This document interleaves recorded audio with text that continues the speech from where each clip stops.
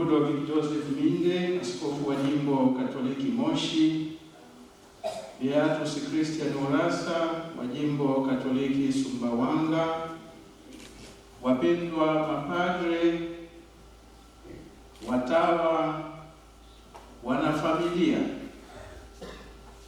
waamini na wote mliohudhuria ibada hii ya kumkabidhi ndugu yetu kwa Bwana katika safari yake ya mwisho hapa duniani.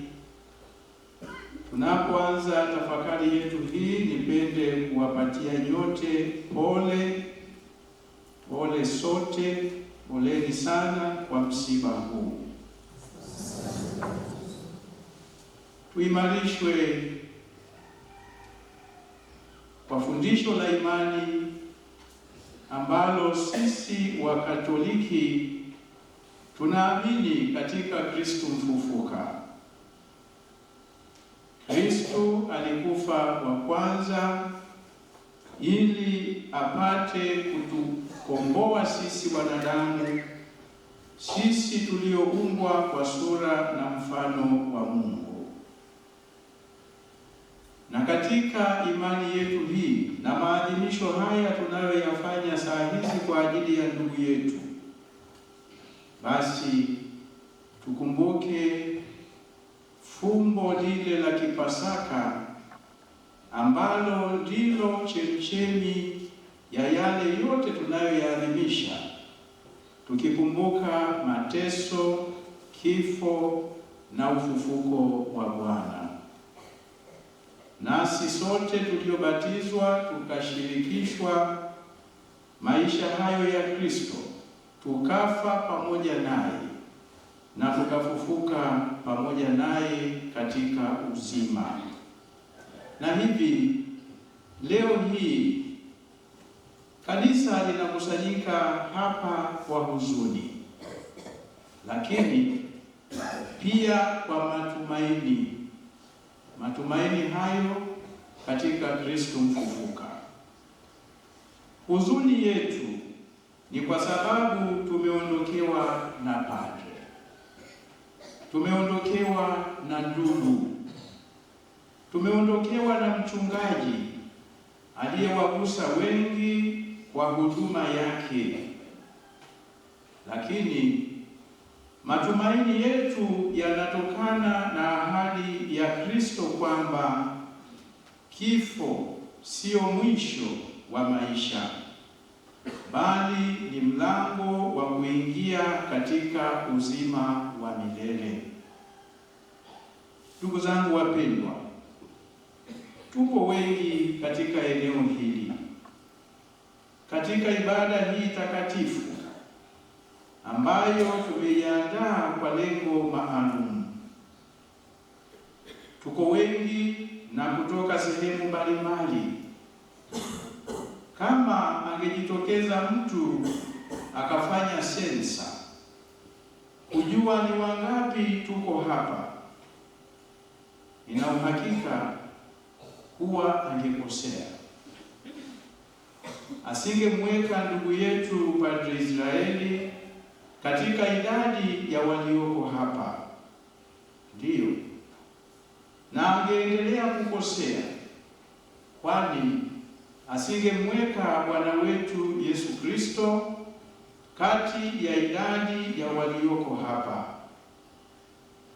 wakati ni dhahiri kuwa pale walipokusanyika 2 au 3 kwa jina la Yesu, naye Yesu mwenyewe anakuwa katikati ya watu hao, kama tunavyosoma katika Injili ya Mtakatifu Mathayo sura ya 18 aya ya 20. Tazama hawa wawili, hata kama hawawezi kuongea na sauti yao, tukaisikia kama tunavyoweza kusikia sauti zetu, ni hakika wapo pamoja nasi. Namna ya kuwepo pamoja nasi imebadilika, lakini haimaanishi kuwa hawako pamoja nasi. Tunasadiki bila shaka kuwa ndugu yetu mpendwa Padre Joseph Israeli yuko hai na yuko pamoja nasi, tena yu hai ndani ya Kristo aliyemwamini na kumtegemea.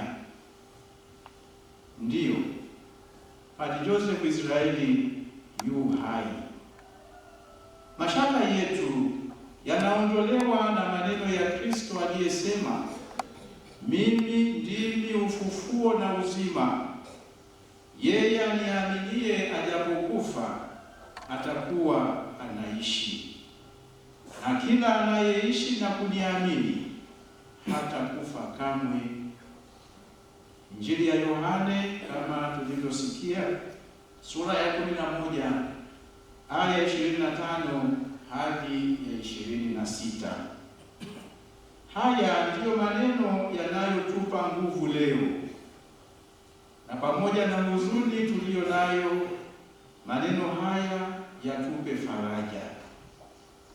Maneno haya ya Kristo mwenyewe yatupe matumaini kwamba ndugu yetu yuko pamoja nasi. Tumepata mwombezi ambaye atakuwa karibu zaidi na Baba, na hivi tuendelee kumwombea ili kana kwamba kuna lolote ambalo ni pungufu, Mwenyezi Mungu amsamehe. Na ndiyo maana tuko hapa kumwombea huruma ya Mungu, kumwombea ili yale aliyoyaamini aweze kuyaadhimisha na kuyaona katika ukamilifu wake. Padre Israeli amehitimisha safari yake hapa duniani.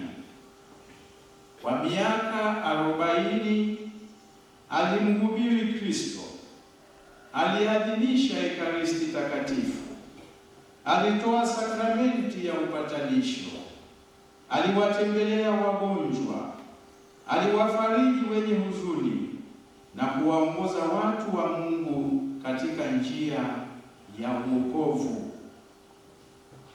Katikati ya majonzi tuliyogubikwa nayo, sauti ya Padre Israeli Joseph inayopenya katika masikio ya mioyo yetu ina ujumbe huu ufuatao: nimevipiga vita vilivyo vizuri, mwendo nimeumaliza, imani nimeilinda.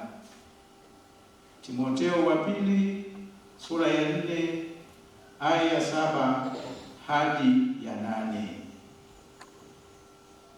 Ni vigumu kutosikia kwamba maneno haya yanaakisi maisha ya Padre Joseph Israeli.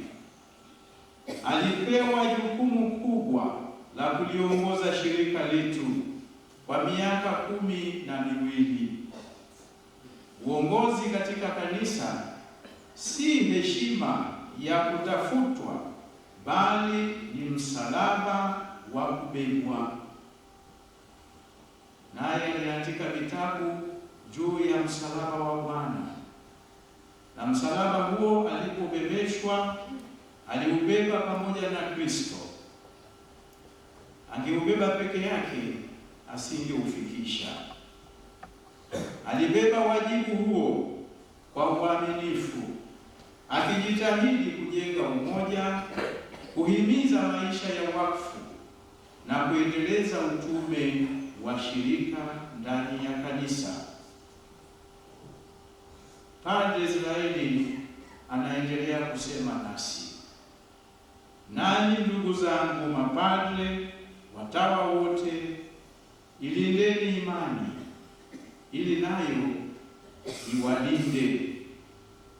Nanyi ndugu zangu, jamaa zangu na waamini wote niliyowahudumia katika uhai wangu, katika parokia mbalimbali na katika vituo mbalimbali vya shirika ambavyo nilivihudumia, na wanashirika wenzangu la kazi ya Roho Mtakatifu niliyowahudumia kama mwanashirika mwenzenu, punguzeni mizigo maishani mwenu, ili mpate kustahili kupita katika njia nyembamba ambayo ndiyo pekee inayotupeleka mbinguni kwa Baba. Nilikuwa na uwezo wa kutembea nipendapo, leo siwezi. Ni lazima nibebwe. Nanyi ambao kwa upendo mmekuja kuniaga na kuniombea kwa Baba Mungu, msiache kutenda mema katika maisha yenu, kwa kuwa utakapofika muda ambao hamwezi kutembea tena wala kuongea tena, yale mema ambayo mtakuwa mmeyatenda ndiyo yatakayotembea na kuzungumza. Ndugu yetu Padre Joseph Israeli, katika ukimya wa moyo, anarudia katika mioyo na masikio yetu maneno yaliyosikika katika somo la kwanza, akisema, najua wazi mtetezi wangu yu hai, anaishi. Mwishowe yeye atanipa haki yangu hapa duniani, na baada ya ngozi yangu kuharibiwa hivyo, nitamuona Mungu kwa macho yangu mwenyewe. Mimi mwenyewe nitakutana naye, mimi mwenyewe na si mwingine nitamuona kwa macho. Kumbe neno la Mungu limeshatuelekeza, limeshatufundisha na linatukumbusha, na hasa tunapokuwa hapa tukimwaga kaka yetu, tukimwaga baba yetu, tufarijiwe na maneno hayo, yatupe nguvu. Yeye anatimiza hilo aliloliamini, na hivi hana wasiwasi, nasi hatuna hofu kwamba atamuona muumba wake kwa macho. Tumsindikize kwa sala zetu. Ikiwa tulazimika kulia kwa sababu ya hali yetu ya kibinadamu, basi machozi yetu hayo yawe sala, tena sala ya shukrani kwa maisha na imani yake na kwa huduma ya kikuhani ambayo ameifanya katika kanisa. Ikiwa ninyi wanashirika mnalazimika kulia, machozi yenu yawe sala ya shukrani kwa Mungu, kwa sababu padre huyu amewawakilisha vyema popote alipofanya utume na alitambua yeye ni nani. Ndugu zangu wapendwa, kama ambavyo tumesema, Bwana wetu Yesu Kristo yuko pamoja nasi. Ndivyo ambavyo siku zote amefanya.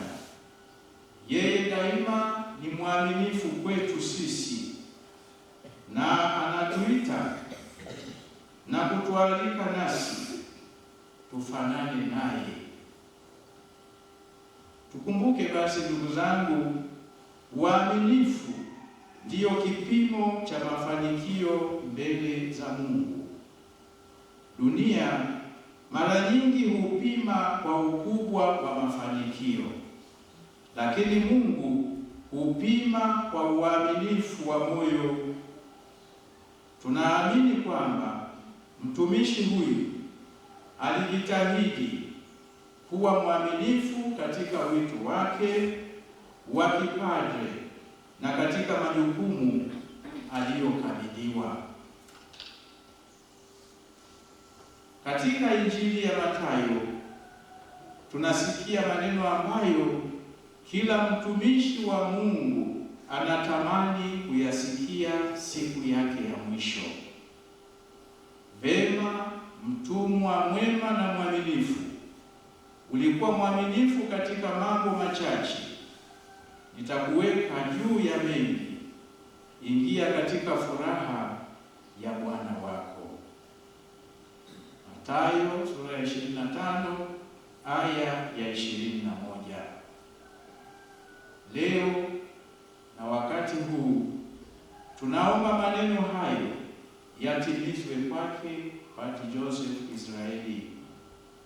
Tunamkabidhi kwa huruma ya Mungu, tukitambua kwamba kila mwanadamu anasimama mbele za Mungu si kwa haki zake mwenyewe, bali kwa neema ya Kristo aliyekufa na kufufuka kwa ajili yetu. Rafiki yake Lazaro alipokufa, Yesu baada ya kufika nyumbani kwa Lazaro kwa ombi la dada zake Lazaro, Martha na Maria, alilia machozi. Mwinjili Yohane anaeleza tukio hilo la kulia machozi kwa sentensi fupi katika Yohane sura ya 11 aya ya 35 akisema, Yesu akalia machozi. Tena kuonesha namna ambavyo Yesu aliguswa na kifo cha Lazaro na jinsi anavyoshiriki nasi mahangaiko yanayotupata. Injili Yohane anaandika, basi Yesu akiwa amehuzunika moyoni akafika kaburini. Nasi tunalia machozi, tuna huzuni kwa sababu huyu tuliyempenda, huyu aliyetuhudumia hayupo nasi katika hali ile tuliyozoea. Na Yesu alifanya hivyo na akaonesha jinsi anavyoshiriki na wale wanaolia na wale wanaoomboleza, wanaosikitika. Na hivi tuwe na imani kwamba Yesu yuko pamoja nasi, anatufariji na sisi. Na kama alivyowatembelea Martha na Maria, ametutembelea nasi, yuko nasi. Sisi tulio hai, tuliozunguka au tuliomzunguka Padre Joseph Israeli, ndio akina Martha na Maria. Yesu amekuja kutupa faraja, na ndio maana nazungumza nasi, na ndio maana sadaka hii kubwa ambayo Yesu mwenyewe yuko nasi anazungumza nasi, na baadaye atajimega awe chakula chetu, tuweze kupata chakula cha safarini, tuweze kupata chakula cha kutuimarisha.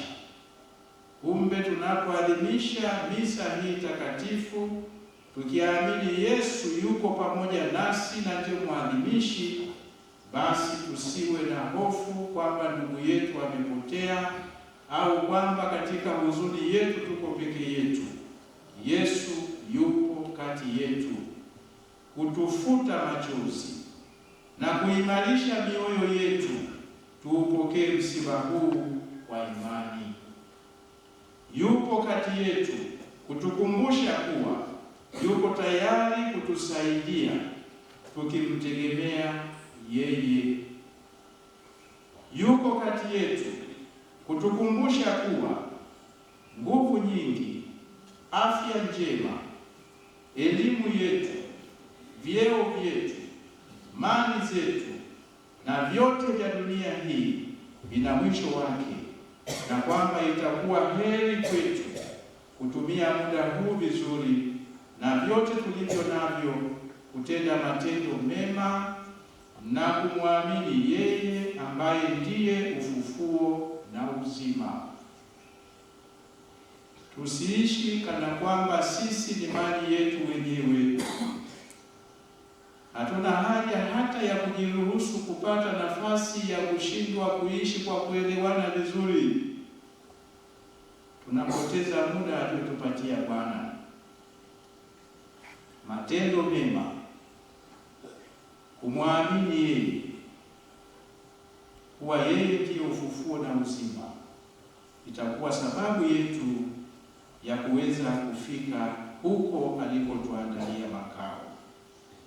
Heri wafu wafao katika Bwana tangu sasa, naam, asema Roho, wapate kupumzika baada ya taabu zao, kwa kuwa matendo yao yafuatana nao. Tumesikia katika somo la pili kitabu cha Ufunuo.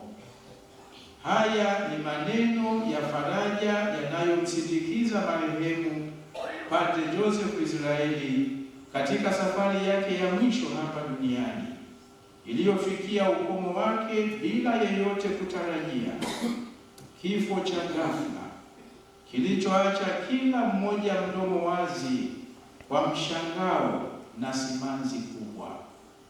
Hayo ndiyo mapenzi ya Mungu kwake baada ya utumishi wa kikuhani wa miaka 40. Tuna kila sababu ya kumshukuru Mungu kwa zawadi ya Padre Joseph Israeli.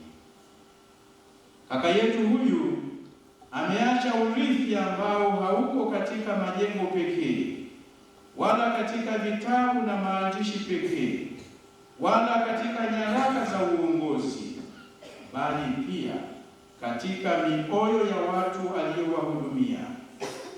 Urithi wa mchungaji mwema ni watu waliotiwa moyo, waliokuzwa katika imani, waliopatanishwa na Mungu na jirani, waliotiwa hamasa ya kumpenda Kristo.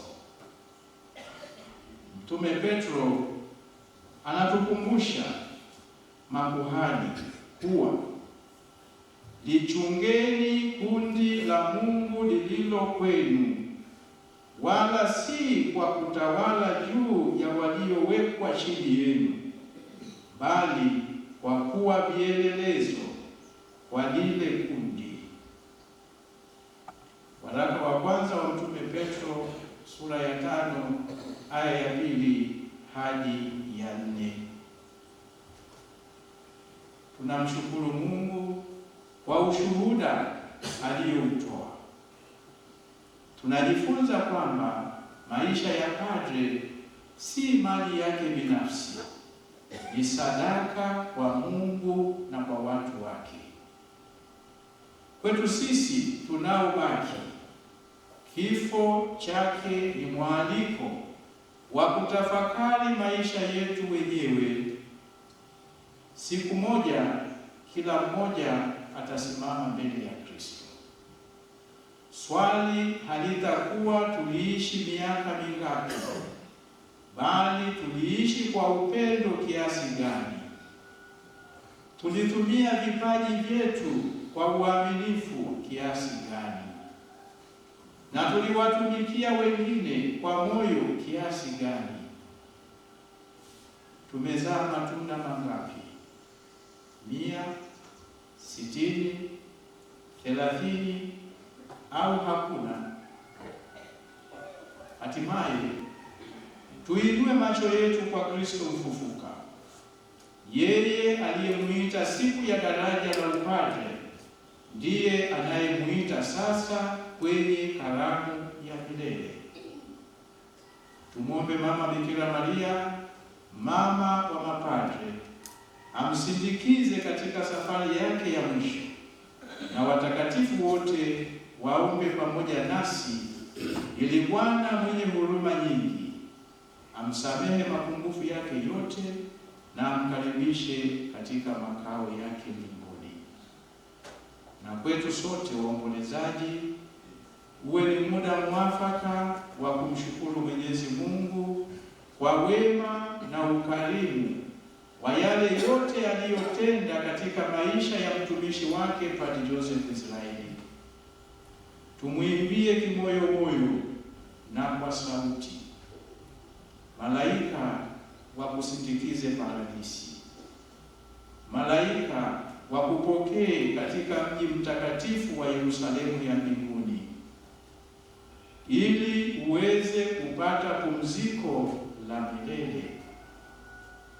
Hii iwe pia ndiyo sala yetu sote, wanafamilia nzima ya Mungu tuliokusanyika hapa kwenye kanisa hili kwa ajili ya kumwombea na kumsindikiza ndugu yetu marehemu Padre Joseph Israeli kwenye usingizi wa amani.